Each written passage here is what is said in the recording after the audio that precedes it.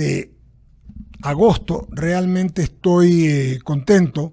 Hemos tenido un día de mucha intensidad y trabajo positivo.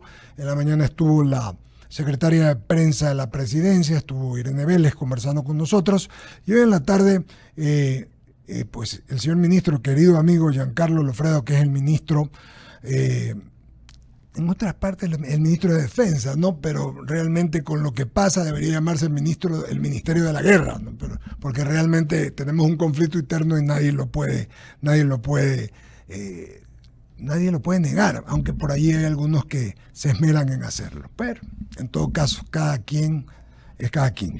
Gusto de saludarlo, ministro. ¿Cómo está? Buenas tardes. Gracias, bienvenido al Eduardo, Diálogo de la Tarde. por la invitación. Ahorita que hacías que decías que estabas un día de mucho trabajo, no hay nada mejor que terminar el día agotado de trabajo. Así es, para dormir.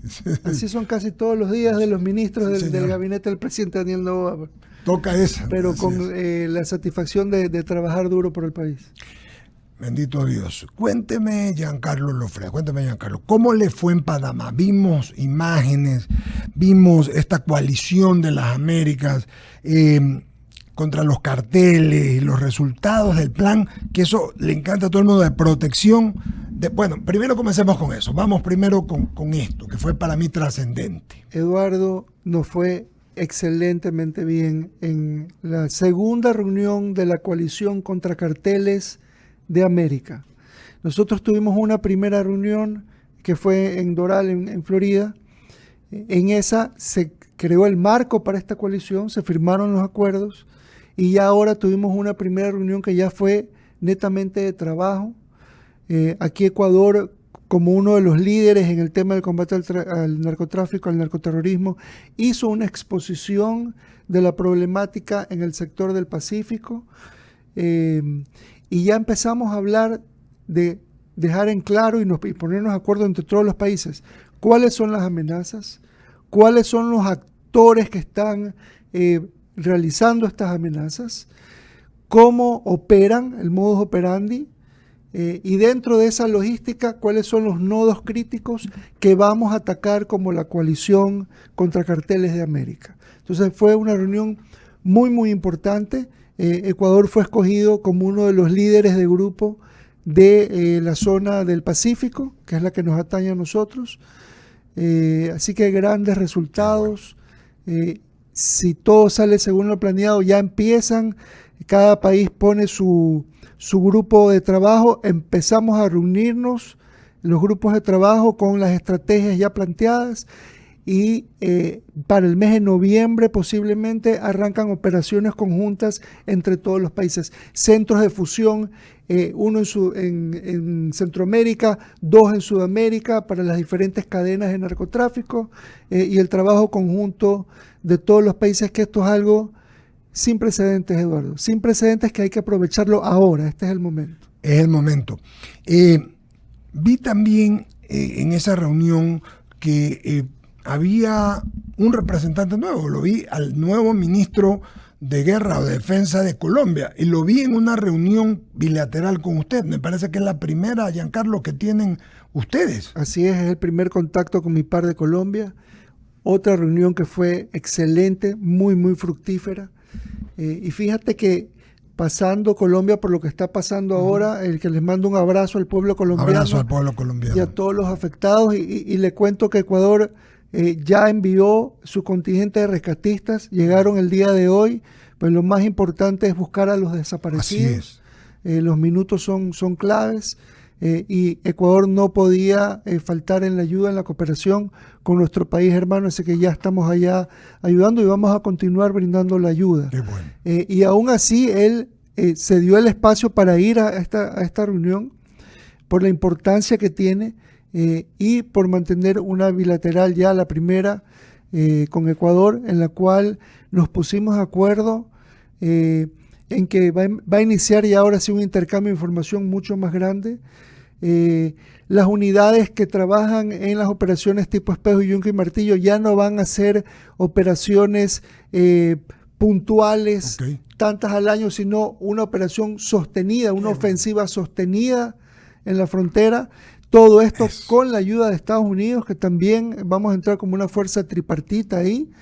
Se habló de los puestos de mando unificados ya entre Ecuador y Colombia en las fronteras. Puede ser que pueden ser en espejos paralelos cruzando el río, ¿sí? Pero con la conexión directa. Y se habló de dar autonomía a las unidades de frontera para que ejecuten operaciones ya planificadas con el beneplácito de los comandos conjuntos de cada lado, porque tengan esa libertad de acción para que las operaciones sean rápidas y sean contundentes. Así que, de nuevo repito, es una oportunidad de oro. Antiguamente Ecuador era el santuario de los guerrilleros en otros gobiernos pasados. Luego en este nos tocó que se iban a refugiar del lado colombiano. Ahora pues Ecuador no será más santuario nunca más de guerrilleros. Lo que sí puede ser es el cementerio de los que intenten cruzar al Ecuador con esta ofensiva que vamos a hacer entre los tres países. La última vez que conversamos, Giancarlo, usted me dijo, ministro Loffredo, algo interesante, que con esta victoria de Keiko Fujimori, con la victoria del presidente de la Espriella y con el Comando Sur, iban a poder hacer realmente una lucha tenaz contra estas transnacionales del delito. Con lo que me está diciendo ahorita, o sea, todos sabemos que Colombia estaba totalmente, con el anterior presidente, estaba desperdigada y que por esa frontera yo sabía cómo luchaba el Ecuador, las Fuerzas Armadas, la policía, el Estado, pero éramos permeados constantemente porque no había forma, no es que Colombia no... Pero existe una preocupación, lo he visto, lo he escuchado, que como Colombia va a apretar, se pueden venir para el Ecuador, pero a mí eso no me preocupa porque Ecuador hace rato que viene apretando. O sea, me parece que lo que van a terminar haciendo ellos es el medio del sándwich, ¿no? Así es, aquí vamos a apretar hasta que exploten y con la ayuda y capacidades de Estados Unidos muy importante porque el territorio en el lado fronterizo, en la parte fronteriza con Colombia es bien complejo. Del lado de Colombia es aún a veces más complejo que Ecuador, por eso ellos tienen muchos problemas en llegar con sus fuerzas a los enclaves que tienen los narcoterroristas ahí, pero para esto vienen nuevas capacidades de Estados Unidos. Bueno. Viene ya un proyecto de fortalecimiento de control fronterizo que estamos por ya terminar, por cerrar, donde también se incrementan capacidades del lado ecuatoriano. Muy importante porque nadie quiere un compañero de lucha que no tenga capacidades, ¿no? Entonces Ecuador fortalece sus capacidades y demuestra su compromiso ante esta guerra que estamos librando. Y como usted bien lo dice, también la integración con Perú. En la cadena del Pacífico arranca, abajo llega hasta Perú. Claro. Entonces todos vamos a operar ya en el marco, estuvo Perú presente también en el marco de esta coalición. La idea es que este sea el mecanismo para fortalecernos todos y empezar a hacer operaciones conjuntas. Vamos a tener puestos de mando donde están todos los países que conforman la coalición integrados para el intercambio de información y las operaciones conjuntas de manera expedita y de manera oportuna. Muy importante también recalcar, Eduardo, el ministro de Interior estuvo conmigo en las reuniones, fue también invitado y fueron invitados los ministros de Interior y de Justicia de los demás países también, porque se comprende que este trabajo tiene que ser integral. No podemos solamente enfocar esfuerzos en un lado. También está la parte de la judicialización, está la parte de la investigación que hacen los departamentos de policía, está la parte de la persecución del delito que hacen ellos, está la parte de la extradición, ¿sí? Y ya probablemente nos van a empezar a mandar a muchos que están escondiditos en Colombia, que fueron a sacar hasta documentos falsos colombianos que se los permitió el gobierno anterior y ahora los van a recoger a todos y nos los van a tirar acá a Ecuador para que vayan a parar al encuentro donde tienen que estar y nosotros probablemente empecemos a mandarles también a algunos colombianos que están acá, que ellos los buscan. Hora buena, si así es, ministro Loffredo. Conversando con Giancarlo Loffredo, que es el ministro de Defensa del Ecuador. Porque la judicialización, lo vi a usted indignado alguna vez y a John Reinberg también, la última fue con ese infame pederasta que en el oriente ecuatoriano, que esa fiscal, después de haber comprobado que habían abusado de una menor, que la tenían de esclava sexual, la soltó sin ton ni son. Entonces queda burlada la vindicta pública, quedan burladas las autoridades, queda burlada la policía, el ejército, y el uno se mira al otro y dice, pero ¿qué? Entonces, enhorabuena. Cuando yo dije esto, y lo dije en un short aquí en la radio, lo dije, no se puede trabajar así. Qué pena si no les gusta a algunos que digan nadie está haciendo nada. Tanto Giancarlo Lofredo como John Renberg están diciendo esto pasó, no es que están juzgando, están diciendo algo que para ellos estuvo mal y que para la mayoría de la gente estuvo mal. Eso no significa ninguna otra cosa que no sea ponerle coto a la, perdónenme lo que le voy a decir, a la inmoralidad, porque aflojar, darle a un tipo que estaba escondido en la selva y que se presume, porque tenía una chica ahí escondida que la tenía de esclava sexual, eso es algo infame, ¿no? Más allá de cualquier cosa, es espantoso, Giancarlo. Eduardo, le voy a decir dos cosas con respecto a este tema que usted me está tocando. El primero, existe una solución para este tipo de personas y se llama la castración química. Yo recuerdo perfectamente. Y con eso se acaba el problema de estos tipos, porque el día de mañana uno agarra a uno de estos y aunque lo metan preso y le den 10, 20 años, a los 20 años sale y sigue siendo el mismo enfermo. Así es. Entonces, esa es una solución drástica para el tema y definitiva.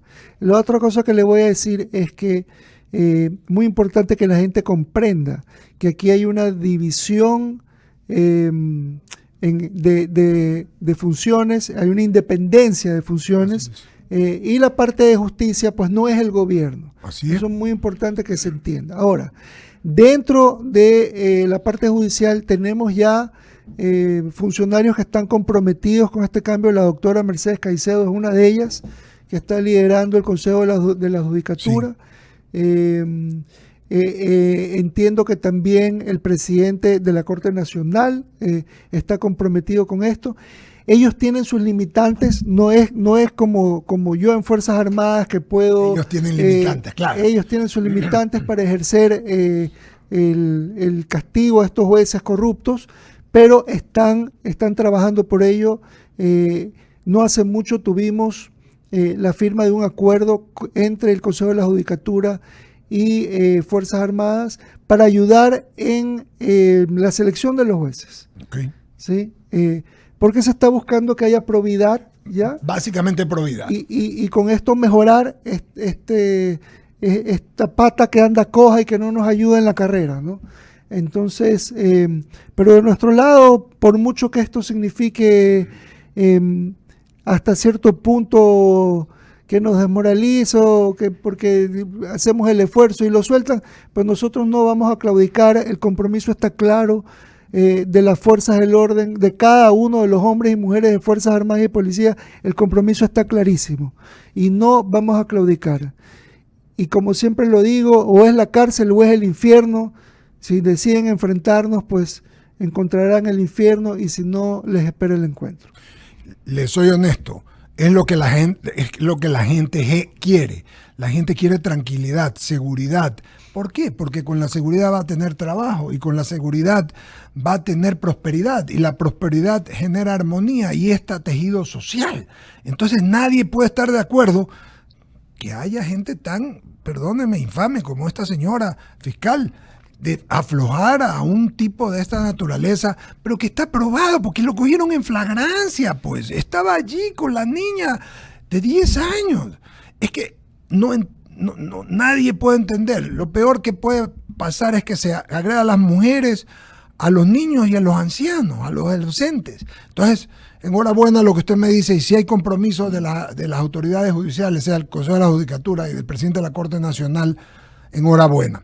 También quería comentarle, ya que hablamos de esto, que la tecnología de los Estados Unidos, que es lo que usted está diciendo, lo quiero aclarar un poquito, ayuda mucho, es lo que decía usted antes, le quiero explicar a ustedes, amigos que no ven, qué es lo que decía el ministro, porque la zona tiene geográficamente es difícil, hay mucho árbol, se saben esconder los bandidos debajo de los mismos, tienen allí sus campamentos. La tecnología va a ayudar a que las fuerzas del orden, tanto del Ecuador, de Colombia, en el caso del Perú y de las que sea, ayuden a poder capturarlos y sacarlos de sus escondites a estos granujas. La tecnología es muy importante, Eduardo. Fíjese, yo le puedo hacer una comparación tecnológica. Sí. Algo como un dron. ¿Qué es lo que la gente conoce por un dron? ¿Sí? Un dron es un aparato que usted lo eleva, que tiene una cámara que le permite captar imágenes, ¿sí? Y dependiendo del dron, le dura unas horas y tiene que hacerlo aterrizar para recargarle la pila. Claro. Ok, pero si yo eso lo suplanto por un dron que puede estar 2 días en el aire. Qué bárbaro. Entonces, la tecnología pura, claro.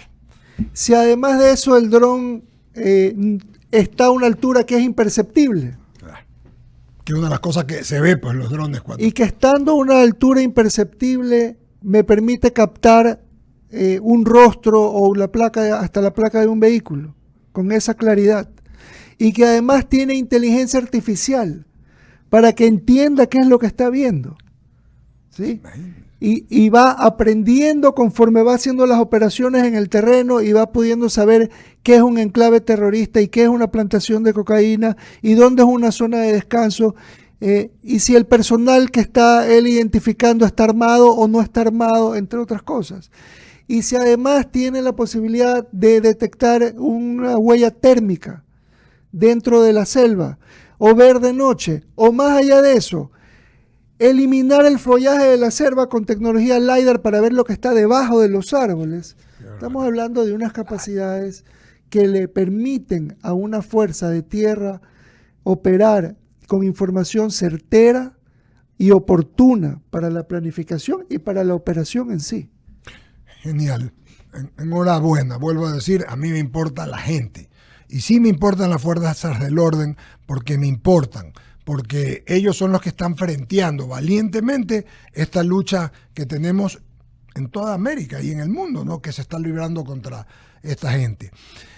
Una pregunta más de esto para luego hablar de 2 temitas que me parecen interesantes. Usted dijo, ministro Lofredo, que habían 2, no me dijo bases, pero algo así, 2 en Centroamérica y 2 como ejes. Centros de fusión de inteligencia. Células de fusión de inteligencia. Centros de fusión de inteligencia. ¿Qué significa eso? Eso significa que en ese lugar van a estar un delegado de cada uno de los países que conforman la coalición contra carteles.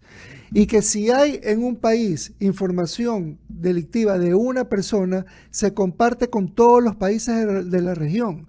Y que el análisis estratégico de cómo está operando un grupo transnacional que está operando en diferentes países, se fusiona la información para poder establecer el modus operandi total, la cadena logística, establecer dónde son los mejores sitios para atacarlos y desde ese mismo centro de fusión, con esa información establecer los planes ya entre los países que van a ejecutar una acción contra uno de estos grupos terroristas. Entonces, estamos hablando de mayor información oportuna y manejo adecuado de la información. Entonces, y eso se puede ir expandiendo, ¿no? Estamos hablando de información migratoria, luego de eso puede ser información financiera, información logística, información de antecedentes, información de todo tipo. Entonces, el día de mañana, ¿qué pasa ahora actualmente? Sí.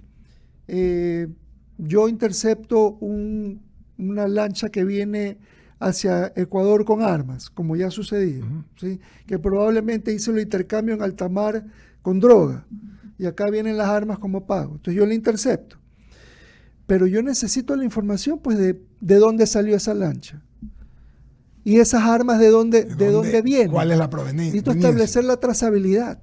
Claro. ¿Sí? Y eso es lo que se va a lograr, que la información no sea en un camino, sino que sea de ida y vuelta, claro, en toda la cadena de todos los países de la región que están siendo afectados por este crimen organizado transnacional. Qué bueno. La verdad es que son buenas noticias y espero que esto se concrete lo antes posible. Además dijo algo usted importante, que se va a hacer constantemente, o sea, no va a ser como se hace normalmente, ¿no? Pero si ya tenemos países y nos ayuda el Comando Sur, va a ser permanente. Entonces vamos a estar en un estado no solamente defensivo, sino también constructivo, de buscar, de ir, de llegar y buscar objetivos. Yo creo que puedo decir sin temor a equivocarme que empieza una nueva fase de esta guerra. Una nueva fase, una nueva ofensiva y una fase de mayor contundencia, aún de la que hemos estado teniendo. Qué bueno, ministro Lofredo. Oiga, Giancarlo, cuénteme un poquito este tema de la capital de la República, de Quito, del tema de la seguridad. Veo que desplegaron 2.000 militares y están, como se dice en el ejército, como se dice, peinando toda la capital con seguridad, y patrullando y buscando también. O sea, no es que solamente están están en todo el Ecuador luchando contra la delincuencia común o la organizada, luchando contra lo que tienen que luchar. El trabajo es en todo el territorio nacional y es un trabajo las 24/7, ¿no? Y como usted bien dice, el presidente nos dio la orden y nos la dio por los medios, nos la dio directo, públicamente, que Quito es nuestra prioridad y por lo tanto se transformó en una de las prioridades del bloque de seguridad. Y los resultados hablan por sí solos. Estamos hablando, Eduardo, de más de 2.000 operaciones realizadas en una semana. Qué bárbaro. Solo en el distrito metropolitano de Quito. 2.000. Más de 2.000 operaciones. Qué cosa. Estamos hablando de más de 200 detenidos, incautación de armas de fuego y armas blancas. ¿Cuál es la importancia del arma blanca en Quito? Que estas armas blancas se decomisaron dentro de buses, en paradas de buses, en las paradas de la metrovía, en las paradas del metro. Entonces, estamos hablando de que me parece que son como 300 o 400 armas blancas. Es el impedir que se realicen entre 300 y 400 asaltos en una semana. Porque ¿para qué se sube usted a un bus con un matachancho de este porte? O sea, el angelito es electricista y anda con una cosa de este tamaño. Entonces, eso es lo que se ha estado actuando en Quito, y estas operaciones van a continuar. Nosotros no vamos a decaer. El día lunes regreso otra vez a Quito a hacer supervisión de estas operaciones CAMEX, operaciones de patrullaje, operaciones de registro de medios y de personas. Y no vamos a parar porque la orden del presidente es clara y las órdenes son hasta cumplir la misión. A mí me gusta y celebro que así sea. Y una vez más lo felicito en su nombre al Gobierno Nacional y a las Fuerzas Armadas, porque libran un combate realmente de verdad, ¿no? O sea, se le pide a los soldados, o sea, entiendan, es lo mismo que antes era con países, ahora la guerra la tienes en la calle todos los días y es con inteligencia y es con seguimiento, es con tecnología. Por eso el tema regional a mí me parece súper oportuno, ¿no? ¿Verdad? Eduardo, el apoyo a las fuerzas del orden es muy importante. Nos pueden apoyar, pueden ser parte del bloque de seguridad, pueden formar parte del bloque de seguridad denunciando el número 131 si tienen en sus barrios a alguien que esté traficando droga, microtráfico, que esté encaletando drogas o armas, que sepan que es de un grupo armado organizado. Esa denuncia es totalmente confidencial. Usted puede recibir una recompensa si nos lleva a la captura de esta persona, de este objetivo de intermedio o alto valor. Así que pueden ser parte del bloque de seguridad. Y además de eso, yo se lo digo en carne propia, cuando yo estoy en las operaciones en territorio y alguien me felicita, es como el del artista, el aplauso, el alimento. De nosotros esa felicitación es muy importante. Cuando usted vea en la calle a un miembro de Fuerzas Armadas de Policía, felicítelo, aplauda el trabajo cuando vea pasar las fuerzas, recíbalos en sus barrios, porque eso alimenta el espíritu del alma del guerrero y lo fortalece y lo mantiene altivo y con su convicción fuerte en el combate. Es algo tan pequeño, pero los norteamericanos suelen decirle, siempre que ven a un ex oficial, le dicen thank you for your service, gracias por su servicio, no es servicio, por sus servicios, sí. ¿No? Pero se refieren a haber trabajado en la guerra como soldados. Y la verdad que nuestros soldados están haciendo una lucha repito, esto es una guerra. No lo quieran decir así, que se la quieran sacar, pero esa es la pura verdad. Arriesgan su vida a diario y en condiciones complicadas, cuando están operando en fronteras, son condiciones muy difíciles, son tours de semanas a veces bajo lluvia, bajo sol intenso. Lodo, mosquitos. El sacrificio es grande y debe ser reconocido. Ministro Lofredo, agradecerle su gentileza por estar esta tarde aquí en I99 en el programa Diálogo de la Tarde. Eduardo, gracias por invitarme al programa y por permitirme a través del mismo llegar a la ciudadanía. Muy bien, vamos a pagar el corte comercial, regresamos con nuestros compañeros del Diálogo de la Tarde. Despedimos al ministro. Gracias, doctor Mendoza. Efectivamente, son las 6 de la tarde con 2 minutos. Antes de continuar con más recomendaciones, por supuesto, recordarles una vez más que toda nuestra programación